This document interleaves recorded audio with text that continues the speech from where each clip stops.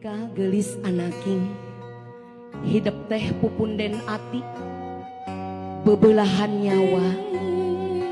anu dipika cinta dipika dedeh dipika asih ku ibu ramah hidup. Ibu hidup ngakandung hidup 8 bulan lilakna dina kaayaan ripuh leles lungse roba anu karasa tapi estu ning dengar rasula anjana estu bagja rek gaduh jimat nyaeta hidup pisan anaking dugi ka hidup gubrak medal ka alam dunia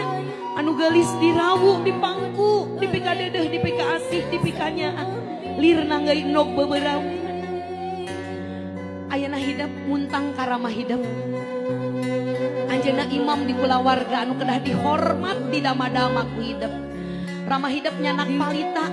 ieu oge hiji siloka salawasna anu jadi kolot mere pituduh jalan kahadean keur hidup ngadeg tiluan di palih dieu. Bapa dina dinten Ahad